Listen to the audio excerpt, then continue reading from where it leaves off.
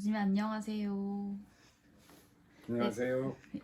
먼저 간단하게 자기소개 부탁드릴게요. 예, 안녕하세요. 저는 한국외국어대학교 정치외교학과 명예교수인 김웅진입니다. 저는 1985년이죠. 85년 3월부터 2018년 8월까지 긴 시간입니다. 33년 6개월 동안 전임 교수로 강의를 해왔고 퇴임한 이후에는 다시 명예교수로 임용이 되어 최근까지 정치외교학과 또 저희 학교 국제학부에서 강의를 담당해 왔습니다. 그렇다면 교수님의 전공 분야는 무엇인가요? 어떤 공부를 주로 하셨는지. 네, 제 전공 분야는 조금 낯선 용어일 수도 있습니다만 정치학 연구 방법론과 사회과학 철학입니다. 그런데 사실 나중에 이 강의의 정치학 방법론 쪽에서 다시 말씀을 드리겠지만 정치학 연구 방법론이 별도로 존재하는 건 아닙니다. 사회과학 방법론을 이제 정치학 연구에 적용하는 것이죠. 그래서 전공을 굳이 규정하자면 사회과학 연구 방법론과 사회과학 철학 그리고 비교정치 이게 제 전공 분야라고 말씀드릴 수 있죠.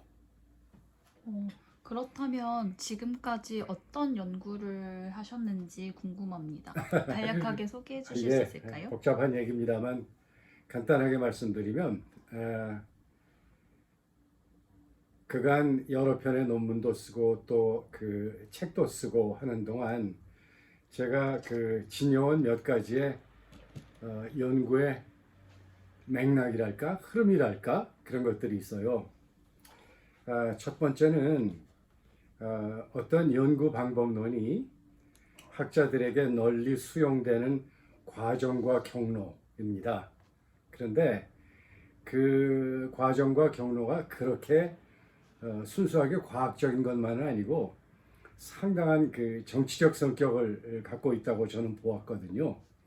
그래서 굳이 조금 복잡한 용어를 사용하자면 정치학 연구 방법론이 수용되고 안정화되는 그런 과정에 있어서 전개되는 지식 정치에 초점을 맞춰서 공부를 해왔습니다. 그리고 또 하나의 분야는 이제 보다 좀 기술적인 측면인데요. 인과 모형, 이것도 낯선 용어가 되겠죠. 어떤 정치사회 현상이 어떤 원인에 따라 발생하는 경로를 추적하기 위한 그런 분석 도구를 만드는데 공부를 좀 많이 했지요. 남의 나라 말로 causal modeling 이렇게도 부릅니다만 저는 주로 계량 통계적 방법 이 방송을 보시는 분 가운데 수학을 별로 즐기지 않는 분들이 꽤 많으시라고 생각합니다만 여하간 저는 계량 통계적 이 방법을 이용한 인과 모형을 만드는데 집중해서 공부를 해왔습니다. 그리고 또한 계량 통계적 방법뿐만 아니라 비교 방법, comparative method, 비교 방법을 통해서 어떤 정치사회 현상이 형성되는 경로를 추적하는 그런 방식, 도구, 틀 주로 이런 연구를 해왔고요. 또 제 전공 분야는 아닙니다만 그렇게 많이 연구되지 않은 그런 지역들, 예를 들어 남태평양이라든가 그런 지역에서 전개되어 온 아주 이상스러운 민주주의 정치 질서, 민주주의 정치 제도 혹은 민주주의 정치 과정에도 주목해 왔습니다. 그렇다면 그렇게 오랜 시간 동안 대학에서는 어떤 과목을 주로 가르치셨는지 간략하게만 설명해 주세요. 오랜 기간 대학에 봉직하다 보니까 상당히 여러 과목을 가르쳤는데요. 주로 담당해 왔던 과목은 정치학 연구 방법론, 그 다음에 정치학 개론, 그리고 때에 따라 비교 정치론을 담당해 왔습니다. 그리고 또 기억나는 것이 현대 정치론 과목도 강의를 했고요. 그 중에 일부는 저희 학교의 저희 정외과에 인접한 그런 학과 국제학부에서 정치학 개론과 비교 정치론을 영어로 강의해 왔습니다. 뭐 Introduction to Political Science와 Comparative Politics 뭐 그런 과목입니다. 그리고 가장 최근에는 인천 송도에 있는 한국 뉴욕 주립대학교의 기술사회학과, 그러니까 Department of Technology and Society, 그 학과에서 그 빅데이터 강의, 타이틀은 Big Data Systems for Technological Management라는 과목인데요. 대학원 과목입니다. 주로 그런 과목들을 강의 왔습니다. 요컨대 크게 보아서 제가 정치학자이긴 합니다만 정치 현상 자체를 연구하고 강의한다기보다는 연구하는 방식과 구도에 대한 강의를 주로 해왔다고 말씀드릴 수 있겠습니다. 그렇다면 마지막으로 왜 이 유튜브 강의를 시작하게 되셨는지 그걸 여쭙고 싶습니다. 네, 일단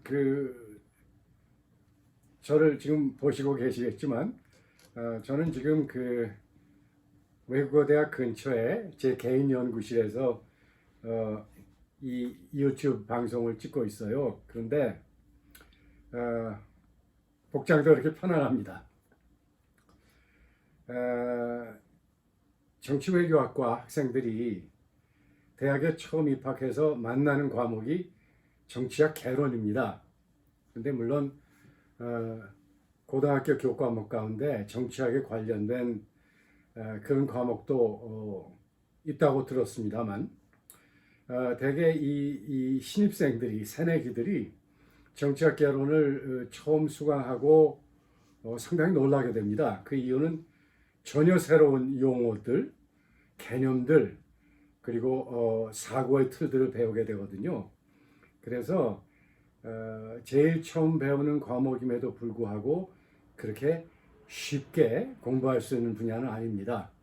그래서 지금 이 유튜브를 보시는 분들 중에서는 각 대학 정외과에 다니는 학생들 또 신입생들도 있으시리라고 생각을 합니다만 여러분들이 정치학 개론 과목을 수강하면서 좀 도움이 필요할 것 같다 이런 생각이 들었습니다. 그래서 여러분이 듣고 계시는 정치학 개론 강의를 보다 명확하게 잘 공부하실 수 있도록 돕는 일이 필요하겠다 이런 생각을 했습니다. 그래서 일종의 보조 강의라고 생각하시면 되겠습니다. 또 정치학 연구 방법론도 마찬가지인데요.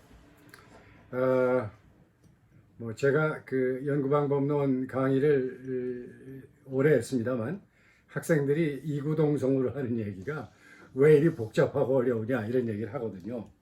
그런데 사실은 굉장히 재미있는 과목이에요. 그래서 역시 정치학 연구 방법론을 수강하는 학생들이 각 대학에서 또 아주 뛰어난 교수님들과 정치학 연구 방법론을 공부하시고 계실 텐데 그 과정에도 역시 제가 조금 도움이 되어보자, 조금 더 복잡한 이야기를 풀어서 한번 해보자 이런 생각을 했습니다. 그래서 이 강의를 계획하게 됐고요. 또 하나는 정치외교학과에 진학하고 싶은 고등학교 학생들 많이 있을 겁니다. 근데 이분들이 도대체 정치학이 무엇하는 학문인지 무엇을 배우는지 왜 배우는지 그런 것들을 충분히 이해하시고 입학하시는 것이 좋겠다 이런 생각을 했어요. 그래서 일종의 정치학에 대한 이 안내랄까 아니면 소개랄까 이런 것도 계획하고 있습니다. 뿐만 아니라 일반 시민들께서도 사실 정치에 대한 관심이 많지 않습니까? 그런데 도대체 이 정치 현상의 본질이 무엇이고 또 그것이 어떠한 과정과 경로를 통해서 전개되어 가는가 이것들을 이해하시는데 조금 체계적인 구도를 소개하는 것이 좋겠다. 그래서 그 시민 정치 참여에 있어서 도움을 드리고 싶다 이런 생각을 했어요. 그래서 아주 편안하게 이 이야기를 진행하도록 하겠습니다. 교실 강의가 아니기 때문에 저도 이렇게 복장도 편안하고 말도 편안하게 하는 그런 중이니까 이 유튜브를 보시는 분들도 편안한 마음으로 보셨으면 기대하고요.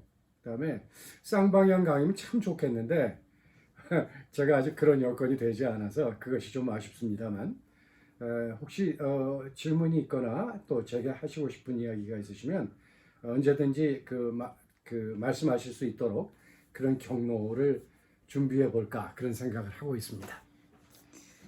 감사합니다. 그렇다면 이제 마지막으로 하시고 싶은 말씀 한마디만 좀 덧붙여 주실 수 있을까요?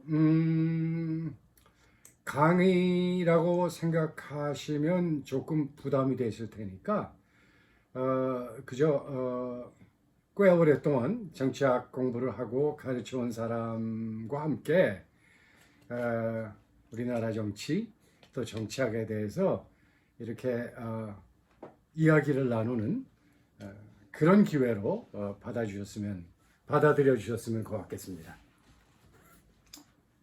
감사합니다. 네, 감사합니다.